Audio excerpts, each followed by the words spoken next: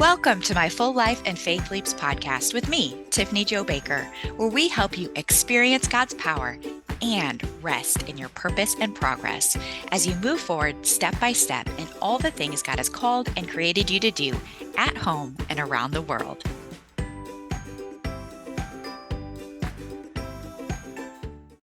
Hello, y'all, and welcome back to my Full Life and Faith Leaps podcast with me, Tiffany Jo Baker. And today we're going to be talking about how to keep your eye on the prize without losing your man, your mind, or your mission.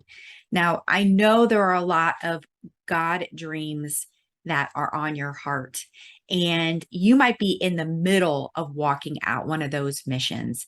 And in the thick of it, you might be a mom and a business owner. You might be a ministry leader and a wife. But either way, you wear a lot of hats and are multi-passionate. And so how do we keep juggling all the balls without having them come crashing down? Well, today I want to share with you 3 keys for how to keep your eye on your prize, how to keep moving forward, but without losing your man, your mind, or your mission. And it comes straight from Exodus 18. And in Exodus 18, this was a time when Moses was leading the people to the promised land. They had, he has the Israelites, they've been delivered from Egypt. Well, actually, Moses' father-in-law was Jethro, who was a priest. And at some point during the Exodus, Jethro had taken his daughter, Moses' wife, and their children and took them for safekeeping while Moses was leading the people. Well, now that they were, had exodus, that they were out of Egypt and they were in a better place, Jethro was bringing back Moses' wife and kids. And so during their reunion, Moses shares all the things that God has done, and they have a time of eating and worshiping and sacrificing and just praising God for what he did. Well, the next day was back to business for Moses. And Jethro gets to see what Moses does day in and day out. And Jethro's like this OG business coach. And he speaks some truth into Moses' life and situation that I believe is going to do the same for where you're at today. So let me just read a little clip from Exodus 18, 13 to 23. It says, the next day, Moses took his place to judge the people. People were standing before him all day long, from morning to night. When Moses' father-in-law saw all that he was doing for the people, he said, "What's going on here? Why are you doing all this and all by yourself, letting everybody line up before you from morning to night?" So Moses responds, he's like, hey, because the people come to me with questions about God. So Moses is doing some good God stuff.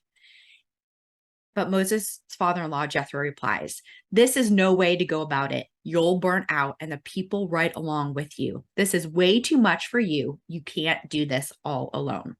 Now listen to me. Let me tell you how to do this so that God will be with you in this. Be there for the people before God, but let the matters of concern be presented to God. Your job is to teach them the rules and instructions, to show them how to live and what to do." All right, y'all. So much in there and so much more I could have read.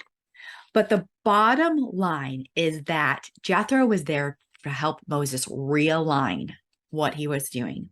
And the first thing that Jethro addressed was Moses stewarding his time.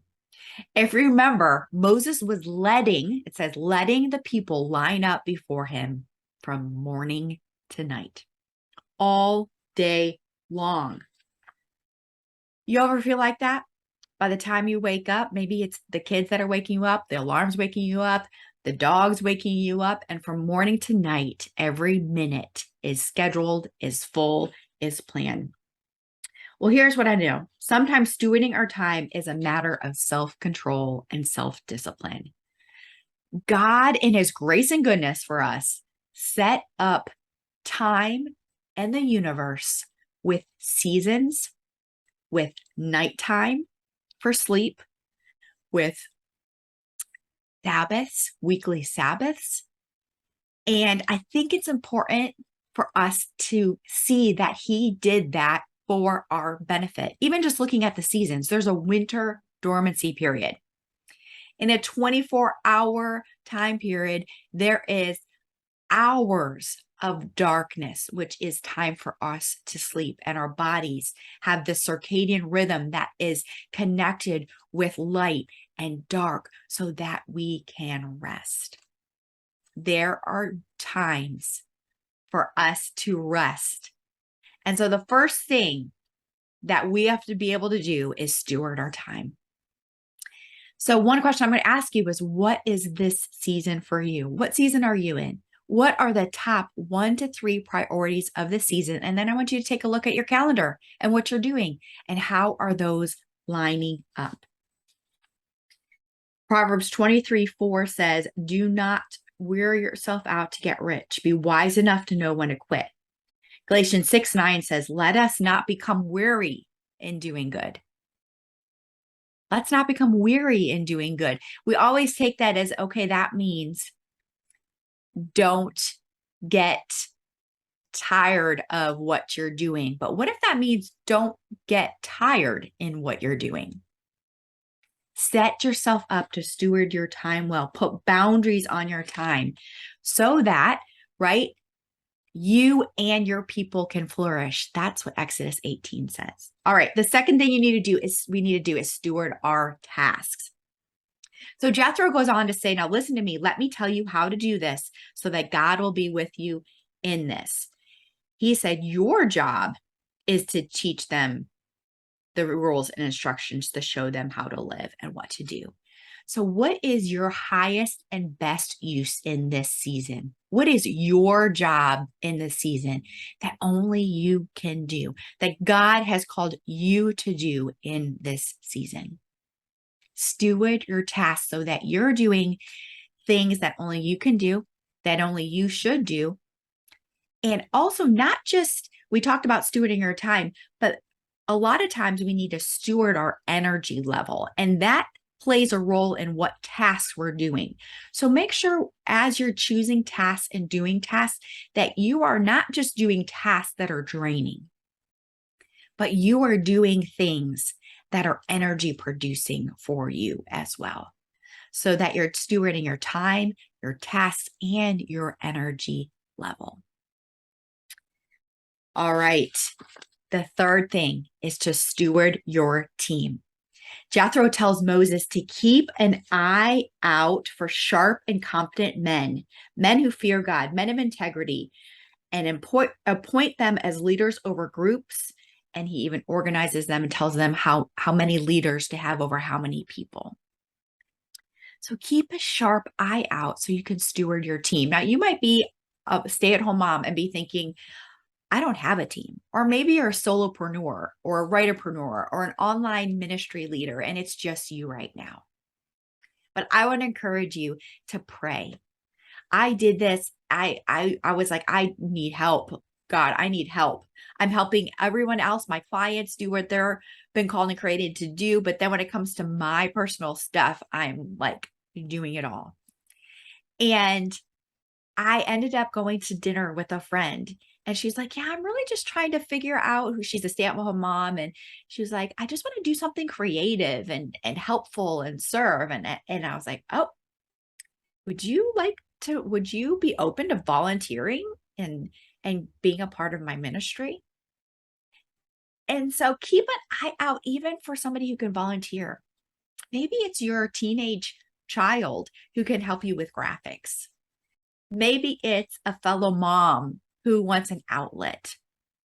Maybe it's professionals who you are able to hire so that they can do either what you can't do, what you're not good at, or which is really energy draining for you, so you can stay in those things that only you can do. But steward your team. Friends and family are a great part of your team. It could even be as simple as starting a list for nighttime dinners on who's making dinner. And for those young ones, maybe it's a frozen pizza and a bag of salad. But keep an eye out and know that you don't have to be the end all be all. That God has made some of us to be hands, some to be feet, and we are in a kingdom body of Christ where we come together to help each other, even if that's through carpooling. Well, these three things, stewarding your time, your tasks, and your team, will help you to keep your eye on the prize without losing your man, your mind, or your mission. I love to share this message at moms groups, women groups, and there's a whole lot more to it. So if you have a women's group at church, or just some of you who connect online and you would like to hear more about this, reach out at hello@tiffanyjobaker.com. And I would love to share this full message to help you do what God has called and created you to do each step of the way. Well, y'all take a moment after you turn off this podcast and read Exodus 18:13-23 and see what other nuggets God speaks to you. I've been reading in the Message version, but whatever version works for you, I know it's going to bless you as we get some ancient wisdom that works so well for today. Well, y'all, that's it for today. I hope you join me next time on my Full Life and Faith Leaps podcast, where we help you experience God's power and rest in your progress and purpose. See you next time. Well, friends, thank you for joining us today on my Full Life and Faith Leaps podcast. If you enjoyed our time together and are taking away a nugget that has inspired your soul and success, would you share this episode with a loved one who could use it too? And if you haven't already, take a moment to rate and review this podcast and help me help others fuel and fulfill their faith journeys. Until next time, I'm Tiffany Jo Baker, a 3-time surrogate, speaker, and strategizer who loves to help you birth your God-given dreams at home and around the world. Now go do all the things God has called and created you to do with the grace and gifts God has given you.